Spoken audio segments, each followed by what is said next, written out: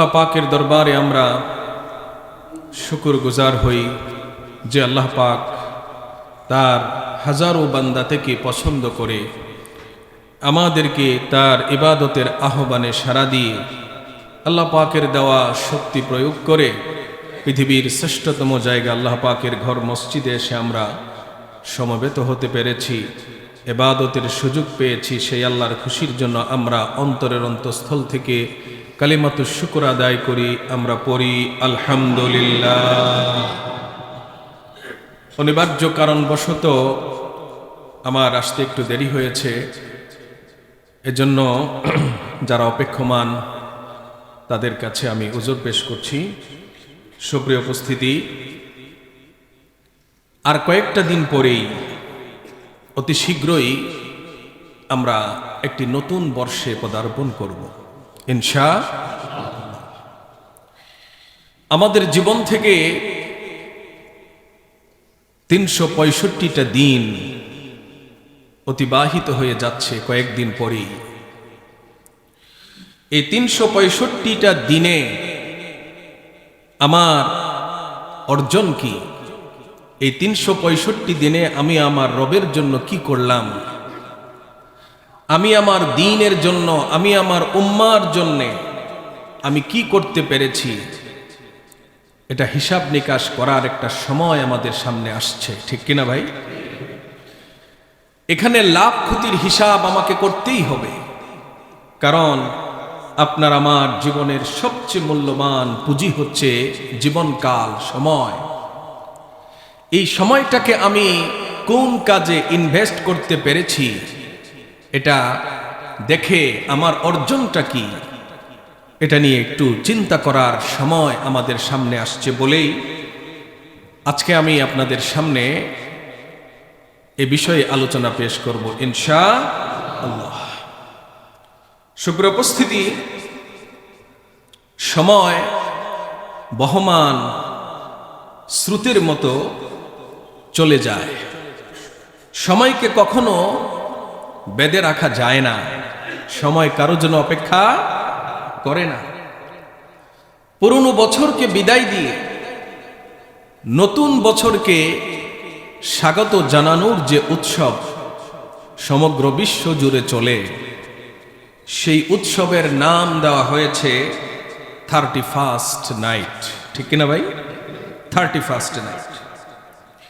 এই 31st night প্রতি বছর 31শে ডিসেম্বর, প্রতি বছর 31শে ডিসেম্বরের যে রাতটি, এই রাতটিকে বিশ্বের অনেক দেশে 31st নাইট হিসেবে আখ্যায়িত করা হয়ে থাকে। ইদানিং আমাদের দেশেও এ রাতটি উক্ত নামে 31st নাইট নামে অবহিত হয়ে আসছে, যদিও এর আগে এই নামটা আমাদের সমাজে পরিচিত ছিল না। যদিও ইংরেজি নববর্ষ উদযাপনের রেওয়াজ বিশ্বের অন্যান্য দেশের সাথে তাল মিলিয়ে আমাদের দেশেও বহু আগে থেকেই চলে আসছে, কিন্তু বিগত কয়েক বছর থেকে নতুন বর্ষবরণ এর সাথে যুক্ত হয়েছে, যোগ হয়েছে এই নতুন কথাটি, অর্থাৎ 31st নাইট। যা হিসেব করলে হয়তো দেখা যাবে যে 15 থেকে 20 বছর আগে এদেশের মানুষ এই কথাটা শুনে নেয়। সুপ্রিয় উপস্থিতি, যে কথাটা নিঃসন্দেহে আমরা বলতে পারি, দাবি করতে পারি, তা হচ্ছে এই 31st নাইট এটি মুসলমানদের আবিষ্কার বা মুসলমানদের বানানো কোনো কথা নয়। এটা মুসলমানদের কথা নয়, বরং এটি সর্বপ্রথম অমুসলিমরাই এটিকে আবিষ্কার করেছে এবং বানিয়েছে। তাদের এই যে বর্ষবরণের জমকালো আয়োজন, অনুষ্ঠান, এটা এক সংস্কৃতিতে, এক নিয়মে বা এক রীতিতে এক পদ্ধতিতে বা এক সংস্কৃতিতে উদযাপন হয় না, এটা বিভিন্ন সংস্কৃতিতে বিভিন্ন দেশের কৃষ্টি কালচার অনুযায়ী সেটা পালিত হয়। এই যে 31শে ডিসেম্বর রাত, 31শে ডিসেম্বরের যে রাত, সেই রাতে 12টা 1 মিনিটকে 31st নাইট বলে আমরা যে উদযাপন করি, আমরা এটাকে ইংরেজি নববর্ষ হিসেবে জানলেও উদযাপন করলেও মূলত তা ইংরেজি বর্ষ নয়, তা ইংরেজি বর্ষ। আমরা এটাকে ইংরেজি বর্ষ বলে, ইংরেজি নববর্ষ বলে আমরা উদযাপন করছি বটে, কিন্তু ইতিহাস ঘাটলে দেখা যায় যে এটা মূলত ইংরেজি নববর্ষ নয়। তাহলে এটা কি? বরং এটা খ্রিস্টীয় বা গ্রেগরিয়ান নববর্ষ। এর সাথে মিশে আছে খ্রিস্টানদের ধর্মীয় কৃষ্টি এবং কালচার, একেবারেই খ্রিস্টানদের ধর্মীয় কৃষ্টি এবং কালচার। এর নামকরণও করা হয়েছে খ্রিস্টানদের একজন প্রসিদ্ধ ধর্মযাজক, যার নাম হচ্ছে পোপ গ্রেগরিয়ান। এই গ্রেগরিয়ানের নাম অনুসারে এটার নামকরণ করা হয়েছে। খুব তিক্ত কথা বা অপ্রিয় একটা সত্য কথা যে বর্তমান সময়ে এই উৎসবটি বিধর্মীদের উৎসবের পাশাপাশি মুসলমানরাও বিভিন্নভাবে এই বর্ষবরণ অনুষ্ঠানকে 31st নাইটকে মুসলমানরাও উদযাপন করছে। বিশেষভাবে মুসলিম যুব সমাজের মাঝে এর প্রভাব বেশি দেখা যায় যুবক এবং যুবতীদের মধ্যে। যেমন দেখা যায় বর্তমান এই ইন্টারনেটের যুগে আমাদের দেশের ইসলাম ধর্ম সম্পর্কে যারা কম জানে, জানার সুযোগ যারা কম পেয়েছে, উদাসীন এই তরুণ এবং তরুণীরা, তারা এই ইংরেজি নববর্ষ উপলক্ষে তারা ফেসবুক, এরপর হোয়াটসঅ্যাপ, মেসেঞ্জার, ইনস্টাগ্রাম ইত্যাদি মাধ্যমে তারা উল্লেখযোগ্য সোশ্যাল মিডিয়ার মাধ্যমে তারা একজন আরেকজনকে, এক বন্ধু আরেক বন্ধুকে, এক বান্ধবী আরেক বান্ধবীকে তারা নববর্ষের শুভেচ্ছা জানায়, হ্যাপি নিউ ইয়ার বলে। ঠিক কিনা ভাই? প্রশ্ন হচ্ছে, আমরা কি মুসলমানরা এই হ্যাপি নিউ ইয়ার বলার বৈধতা রাখি? এটা যেহেতু এর সাথে খ্রিস্টানদের নিছক ধর্মীয় কৃষ্টি এবং কালচার লুকিয়ে আছে, মিশে আছে, এজন্য আমরা যারা মুসলমান বলে নিজেদেরকে পরিচয় দেই, আমরা কখনো এই নতুন ইংরেজি নববর্ষ উপলক্ষে আমরা একজন আরেকজনকে কি করতে পারি না? শুভেচ্ছা জানাতে পারি না। এটা ইসলাম আমাদের জন্য অনুমোদন দেয় না। এখন প্রশ্ন হচ্ছে, এই রাতে যে অনুষ্ঠানের নামে, এই রাতটাকে উদযাপনের নামে, 31st নাইটকে উদযাপনের নামে আমাদের দেশে কি হয়, যে কারণে আমরা এটাকে জুমার আলোচনায়, মাহফিলের আলোচনায় আমরা এটাকে শিরোনাম করে আলোচনা করি। এর কারণ কি? কারণটা আমরা বুঝতে পারবো যে এই রাতে কি হয় এবং এই রাতের ভয়াবহতা কেমন, কতটুকু, এটা আমরা জানলে আমরা কেন এটাকে নিয়ে আলোচনা করি, এটার যৌক্তিকতা আপনার আমার বুঝে আসবে। মনোযোগ দিয়ে শুনি। এ রাতে আমাদের দেশে মহল্লায় মহল্লায় কিংবা শহরের অলিগলিতে কিছু মুসলিম নামধারী যুব সমাজ গান বাজনা, অশ্লীল নৃত্য, আতশবাজি, ফানুস পোড়ানো, ডিজে পার্টি এবং কনসার্ট প্রভৃতি বিজাতীয় সংস্কৃতির মাধ্যমে এই রাতটাকে উদযাপন করে। ঠিক কিনা? আপনারা আসতে বলছেন, মনে হয় ঠিক হয় নাই। আমার এই কথাগুলোকে মনে রাখবেন। আমরা আলোচনা করলেও আপনারা যারা উপস্থিত আছেন, আপনাদের ছেলে মেয়েদেরকে বারণ করার পরেও শব্দ দূষণ হবে মারাত্মকভাবে। পত্রপত্রিকায় দেখে নিবেন যে এই রাতে কি পরিমাণ সাউন্ড পলিউশন হয়, কি পরিমাণ শব্দ দূষণ হয়। আমার কথাগুলো একটু মনে রাখবেন আর ওই রাতে মিলিয়ে নিবেন, কারণ মানা করার পরেও তারা বন্ধ করবে না। তো এই রাত্রে তারা গান বাজনা, অশ্লীল নৃত্য, আতশবাজি, ফানুস উড়ানো, ডিজে পার্টি, কনসার্ট ইত্যাদির মাধ্যমে, বিজাতীয় কালচারের মাধ্যমে তারা এই রাতটাকে উদযাপন করে, অথচ তারা পরিচয় দেয় তারা মুসলমান। ঠিক কিনা প্রিয় ভাইরা? নতুন বছরকে স্বাগত জানাতে দেশের শহর নগরগুলোতে জমে উঠে নাচ গানের আসর। আমাদের দেশীয় মিডিয়া তারা মানে অবস্থা বুঝে ব্যবস্থা নেয়। তারা তেলের মাথায় তেল দেয়। তারা অনেক সময় সাদাকে সাদা বলতে লজ্জা পায়, কালোকে কালো বলতে লজ্জা পায়, এবং তারা অনেক সময় জালেমকে দীর্ঘদিন ক্ষমতা রাখার জন্য যা যা মিডিয়ার মাধ্যমে করা দরকার তাই কিন্তু তারা করে। ঠিক কিনা ভাই? কি দেখি আমরা? আমাদের দেশের এক শ্রেণীর হলুদ মিডিয়া এই যে আনুষ্ঠানিকতা, বিজাতীয় যে কালচারে যে অনুষ্ঠান উদযাপিত হচ্ছে, এটাকে তারা আদর করে বলে তারুণ্যের উন্মাদনা। কি বলে? আমার সাথে বলুন তো, তারুণ্যের উন্মাদনা। উন্মাদনা মানে হচ্ছে পাগলামি। উন্মাদনা মানে কি? পাগলামি। তারা যেন মনে করে যে তরুণ হইলেই কিছুটা পাগলামি করতে হবে, যুবক হলে পাগলামি করতে হবে, এটা করাটা অপরিহার্য তারা মনে করে। প্রিয় ভাইয়েরা, এই রাতের যে ভয়াবহতা, এই রাতের যে ভয়াবহতা তা আমরা আন্দাজ করতে পারবো একটা পত্রিকার রিপোর্টের মাধ্যমে।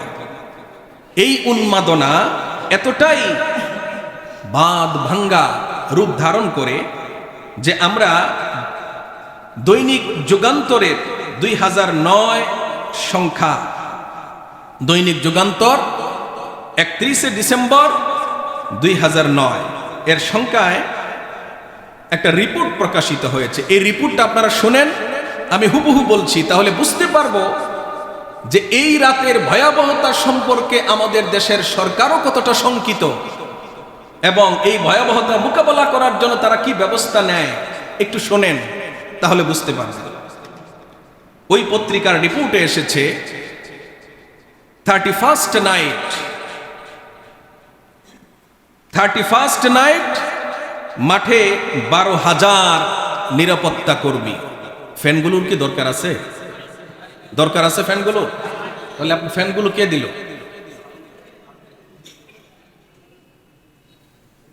সুপ্রিয় উপস্থিতি, আমরা মনোযোগ দিই। 31st নাইট পত্রিকা রিপোর্ট করছে, 31st নাইট মাঠে 12,000 নিরাপত্তা কর্মী। এটা হলো শিরোনাম। কয় হাজার কর্মী? 12,000 নিরাপত্তা কর্মী। প্রশ্ন আসে, নিরাপত্তা কর্মীর কেন দরকার? তাহলে নিশ্চয়ই দাল মে কুছ, কথা বলে বুঝে না, দাল মে কুছ কালা হ্যায়। 31st নাইট মাঠে 12,000 নিরাপত্তা কর্মী। একটু শুনেন, এই রিপোর্টে বলা হয়েছে 31st নাইটকে সামনে রেখে রাজধানীতে দুর্ভেদ্য নিরাপত্তা বলয় গড়ে তুলেছে ঢাকা মেট্রোপলিটন পুলিশ। এটা 2009 এর কথা বলতেছি। এখন কোথাকার পানি কোথায় গড়িয়ে গিয়েছে। এখন এ রাতে উৎসবের নামে বেসামাল হয়ে পড়লেই, এই রাতে উৎসবের নামে বেসামাল হয়ে পড়লেই, এর মানে বেসামাল হবে, বেসামাল হবে। এ রাতে উৎসবের নামে বেসামাল হয়ে পড়লেই পুলিশ জলকামান থেকে ছিটিয়ে দিবে হিমশীতল পানি। গরম হয়ে গেলে কি দিবে? হিমশীতল পানি। শীতের রাত, কিন্তু বেসামাল হয়ে গরম হয়ে গেলে পুলিশ কি দিবে? জলকামান থেকে ঠান্ডা পানি দিবে। এটা একটা কথা। লেখা হয়েছে 5 স্টার হোটেলগুলোতে সাদা পোশাকে পুলিশ দায়িত্ব পালন করবে। 5 স্টার হোটেলগুলোতে পুলিশ দায়িত্ব পালন করার প্রয়োজন কেন? কথাটা স্পষ্ট না? কেন প্রয়োজন? এবং পুলিশের পাশাপাশি এলিট ফোর্স র্যাবের 5000-এরও বেশি সদস্য দায়িত্ব পালন করবেন। রাজধানীতেই থাকবেন 2000-এরও বেশি র্যাব সদস্য। এখানে লেখা হচ্ছে প্রকাশ্যে মাতলামি করলেই অ্যাকশনে যাবে র্যাব। ক্লাব ও নামিদামি হোটেলগুলোতে অপ্রীতিকর ঘটনার বিষয়টি মাথায় রেখে পুলিশ সব ধরনের উন্মাদনা ঠেকাতে ব্যাপক প্রস্তুতি নিয়েছে। এই হলো রিপোর্টের সারসংক্ষেপ। এই রিপোর্টটা পরে আপনি কি বুঝলেন? ওই রাতে ভদ্রদের মিলন মেলা হবে, সুশীলদের মিলন মেলা হবে, এখানে উন্মাদনা হবে, এখানে বেসামাল হয়ে পড়বে। তাহলে এই উশৃঙ্খল পশ্চিমা কালচার বিগত 1.5 দশক যাবৎ বাংলাদেশে চর্চিত হচ্ছে। এদেশের ইমানদার নাগরিকদের জন্য এর চেয়ে লজ্জাজনক বিষয় আর কি হতে পারে? আমরা নিজেদেরকে ইমানদার বলি, অথচ একটা বিজাতীয় এই নোংরা কালচার আমাদের মধ্যে 15 থেকে 20 বছর যাবৎ চর্চিত হয়ে আসছে। এ রাতে আর কি ঘটে? এ রাতে মুসলিম পিতামাতা সন্তানেরা ভেসে যায় আল্লাহ পাকের নাফরমানির সয়লাবে, তারা ভেসে যায়। সর্বত্র যুবক যুবতীদের অবাধ মেলামেশা প্রকট আকার ধারণ করে। তরুণ তরুণীরা জোড়ায় জোড়ায় ঘুরে বেড়ায় পার্ক, উদ্যান, নাইট ক্লাব, রেস্তোরাঁ ইত্যাদিতে। ঠিক কিনা? আমি বলি না, কিন্তু আমার বক্তব্যের সত্যতা প্রমাণ করার জন্য কেউ একটু ঘুরে বেড়াতে পারেন, এর চেয়েও বেশি কিছু দেখবেন। যার ফলে বিভিন্ন জায়গায় জোড়ায় জোড়ায় তারা ঘুরে বেড়ানোর ফলে বহু অপ্রীতিকর ঘটনা ঘটে এবং পরের দিন তা পত্রিকার শিরোনাম হয়। ঠিক কিনা ভাই? নাইট ক্লাব ও অভিজাত হোটেলগুলোতে বসে মদের আসর। ইসলাম কি বলে এটা আমি সর্বশেষ বলছি। তরুণ তরুণীদের প্রলুব্ধ করার জন্য থাকে নানা রকম অশ্লীল আয়োজন। ফলে ওই রাতে নারী ও মদে পঙ্কিল হয়ে ওঠে বছরের প্রথম দিন রাতগুলো। ঠিক কিনা ভাই? এখন প্রশ্ন হচ্ছে যে ভাইরা, এই যে পাপাচার এবং নাফরমানির মধ্য দিয়ে যে নতুন বছরের আমরা সূচনা করতে যাব, শুরু করব যে বছরটাকে, তা কি জাতির জীবনে কল্যাণ এবং সুফল বয়ে আনবে? আমি শুরুই করলাম আল্লাহর নাফরমানি দিয়ে, তাহলে আল্লাহর রহমত কি আসবে? আসবে না। এটা সহজেই আমরা অনুমান করতে পারি, বুদ্ধিমান ব্যক্তি মাত্র এটা অনুমান করতে পারে। যে এখন আরেকটা প্রশ্ন হচ্ছে যে এই ধরনের উশৃঙ্খল এবং পাপাচারের অসংখ্য উপলক্ষ তৈরি করে আপনি আইন শৃঙ্খলা বাহিনী দিয়ে মাদক, সন্ত্রাস, নারী নির্যাতন বন্ধ করতে পারবেন? পারবেন না। আপনি যদি আপনার শুটকি যে জায়গায় রেখেছেন, শুটকি মাছ, এটাকে আপনি যদি হেফাজত করতে চান, বিড়ালকে আপনি যত বেশি পাহারা দেন না কেন, যদি আপনার যে ঘরে শুটকি রেখেছেন, যদি সেই ঘরের দরজা জানালা ভালো করে না লাগান, বিড়ালকে শুধু পাহারা দিলেই বিড়াল কি মানবে? কথা বুঝার চেষ্টা করেন। বিড়াল মানবে? মানবে না। প্রিয় ভাইরা, এজন্য আসুন আমরা দেখি যে এই দিবসটাকে ইসলাম কেন, এই দিবস এবং এই নাইট 31st নাইট উদযাপন করা, এটা ইসলাম কেন হারাম করেছে, ইসলামী আইনবিদরা কেন এটাকে হারাম ঘোষণা করেছে। 1 নম্বর কথা হলো, পৃথিবীতে অনেক ধর্ম আছে, ওহীভিত্তিক ধর্ম, আবার মানবরচিত ধর্ম। কিন্তু ইসলাম আসার পরে ওহী ভিত্তিক বিগত সকল ধর্মগুলো রহিত হয়ে গিয়েছে, এর কোনো কার্যকারিতা আবেদন মানব জাতির জীবনে নাই। এজন্যই আল্লাহ রাব্বুল আলামিন মহাগ্রন্থ আল কোরআনের সূরা আলে ইমরানের 19 নম্বর আয়াতে তিনি আমাদেরকে বলে দিয়েছেন যে আল্লাহ আমাদেরকে সৃষ্টি করেছেন, যিনি আমাদের মাতা পিতার চেয়ে আরো বেশি কল্যাণকামী, সেই আল্লাহ পাক তিনি আপনার আমার জন্য একটা জীবন বিধান তিনি রচনা করেছেন। আল্লাহ পাক বলেন, ইন্নাদ-দীনা ইনদাল্লাহিল ইসলাম। আল্লাহ তাআলার নিকট মনোনীত এবং পূর্ণাঙ্গ একটি জীবন বিধান, সেই জীবন বিধানটা আল্লাহ আমাদের জন্য পছন্দ করেছেন। এটার নাম কি? জোরে বলেন, এটার নাম কি? ইসলাম। প্রশ্ন হচ্ছে, আমার তো ব্যক্তি স্বাধীনতা আছে। হ্যাঁ, আপনার ব্যক্তি স্বাধীনতা আছে, আপনি ইচ্ছে করলে অন্য ধর্ম মত আপনি অনুসরণ করতে পারেন, কিন্তু আল্লাহ পাক এটাকে পছন্দ করবেন। এজন্যই আল্লাহ পাক সূরা আল ইমরানের 85 নম্বর আয়াতে তিনি স্পষ্টভাবে জানিয়ে দিয়েছেন, ওয়ামান ইয়াবতাগি গায়রাল ইসলামি দীনান ফালাই ইউকবালা মিন। কোন ব্যক্তি যদি ইসলাম ছাড়া অন্য কোন ধর্ম, অন্য কোন মত, অন্য কোন কৃষ্টি, অন্য কোন কালচারকে যদি অনুসরণ করে, তাহলে স্বাধীনতা আছে, কিন্তু আমার আল্লাহ রাব্বুল আলামিন এটা পছন্দ করেন না। আল্লাহ জানিয়ে দিয়েছেন, আমি পছন্দ করি না। প্রিয় ভাইয়েরা আমার, প্রশ্ন হচ্ছে, আমি যদি বিজাতীয় কোন কৃষ্টি কালচারকে যদি আমি পালন করি, যদি আমি অনুসরণ করি, তাহলে দুনিয়াতে আমি কি হব, দুনিয়াতে আমি কি পাবো? আল্লাহ পাক বলে দিচ্ছেন, ওয়া হুয়া ফিল আখিরাতি মিনাল খাসিরিন। দুনিয়াতে সে স্বাধীনতা পাবে, ঠিক আছে, কিন্তু আখিরাতে সে হবে কাফের, মুশরিক, বেঈমানদের মতো ক্ষতিগ্রস্ত। তার ঠিকানা হবে কোথায় বলেন তো? জাহান্নাম। এবার হাদিসের দিকে তাকায় আসুন, দেখি রাসূল কি বলেছেন। বিশ্বনবী বলেছেন, ও আমার উম্মতেরা, তোমাদেরকে আমি একটি স্বচ্ছ, সুন্দর, বিজ্ঞানসম্মত একটি জীবন বিধানের উপরে তোমাদেরকে রেখে গেলাম, অন্য কোনো কিছুর প্রয়োজন নাই। সুতরাং কোনো ব্যক্তি যদি অন্য বিজাতীয়দের কৃষ্টি কালচারকে যদি অনুসরণ করে, তাহলে কাল কিয়ামতের ময়দানে আল্লাহ পাক তাদেরকে তাদের দলে ঢুকাইয়া দিবেন। বলেন, তাদের সাথে তোমার হাসর।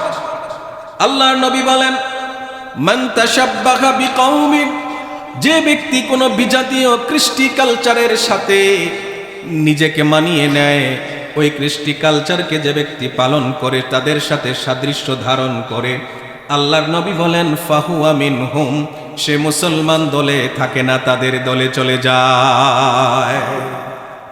রাগ করলেন? কি বলেন, রাগ করলেন?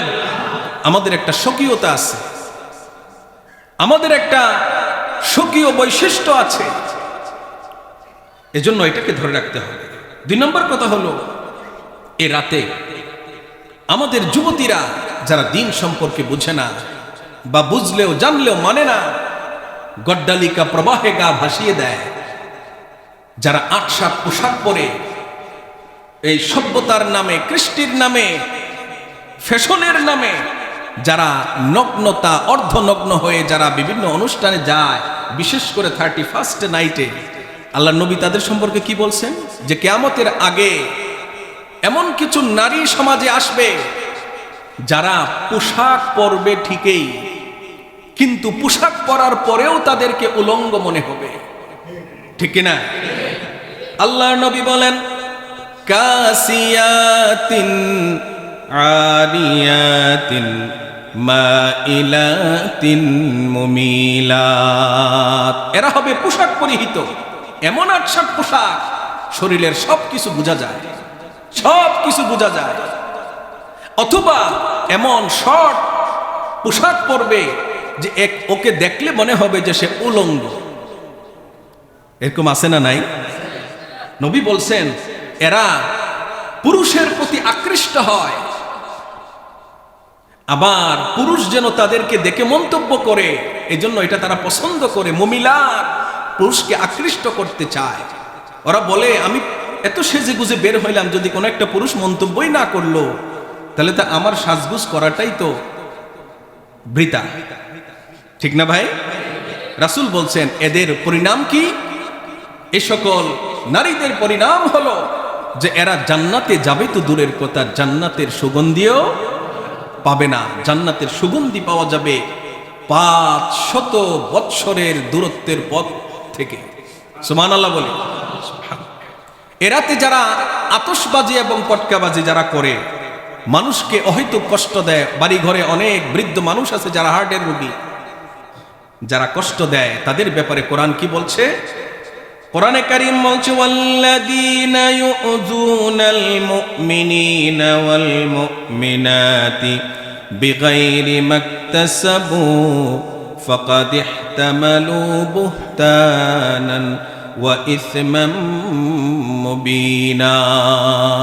যারা অহেতুক ঈমানদার পুরুষ এবং নারীদেরকে যারা কষ্ট দেয়, আল্লাহ বলছেন তারা মিথ্যা অপবাদ এবং সুস্পষ্ট পাপের বোঝা তারা বহন করে। সুতরাং আমরা যারা মুসলমান দাবি করি, আমাদের কথা এবং কাজ দিয়ে অন্যরা কষ্ট পাবে না, এটাই তো মুসলমানের পরিচয়। আল্লাহ নবী বলছেন আল মুসলিমু মান সালিমাল মুসলিমুনা মিন লিসানিহি ওয়া ইয়াদিহি। প্রকৃত মুসলমান তো সেই যার জিহ্বা মানে কথা এবং তার হাত মানে তার কাজ থেকে অন্য মুসলমান নিরাপদে থাকে। সুবহানাল্লাহ বলবেন না?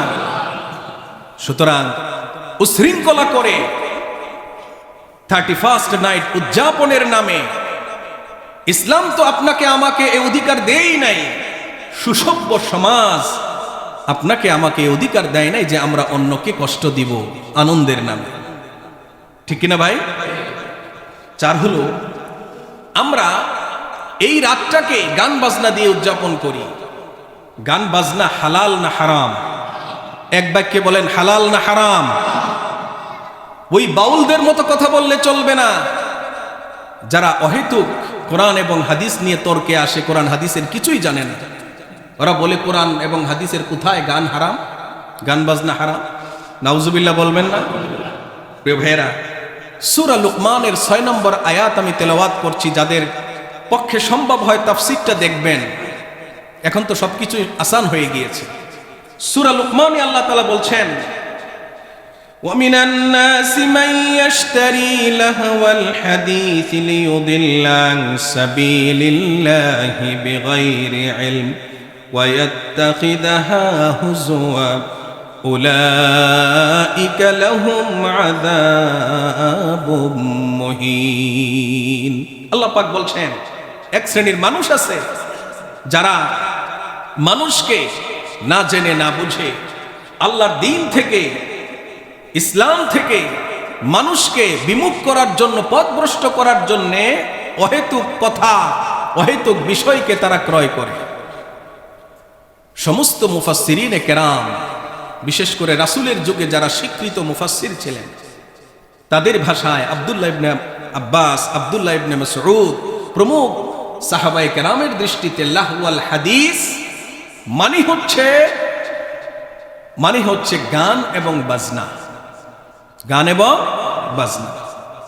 তাহলে এই গান বাজনা দিয়ে যারা নতুন একটা বৎসরকে শুরু করতে যাচ্ছে আল্লাহর নাফরমানি এবং আল্লাহ কর্তৃক নিষিদ্ধ এবং হারামকৃত বস্তু দিয়ে, এই বৎসর কি তাদের জীবনে কোনো কল্যাণ বয়ে আনবে? কারণ কল্যাণ দেওয়ার মালিক কে? আল্লাহকে নাফরমানি করে আপনি আল্লাহর রহমত চাইবেন কি করে? সংক্ষেপে বলছি ভাইয়েরা আমার, 5 নম্বরে এই রাতে মদের আসর বসে, যা আমরা আগেই জেনেছি। ইসলামের দৃষ্টিতে মদ হালাল না হারাম? ফেন্সিডিল মনে হয় জায়েজ, ইয়াবা? রাসূল হাদিসে বলছে কাল কিয়ামতের আগে কিছু মানুষ মদ পান করবে কিন্তু নামটা চেঞ্জ করে দিবে, হুইস্কি। আপনি বুঝবেনই না এটার মধ্যে কি আছে। ইয়াবা, বাবা, ডাইল আছে না? নাম পরিবর্তন, আপনি নাম যাই পরিবর্তন করেন, প্রায় 1500 বছর আগে রাসূল একেবারে স্টপ করে দিয়েছে।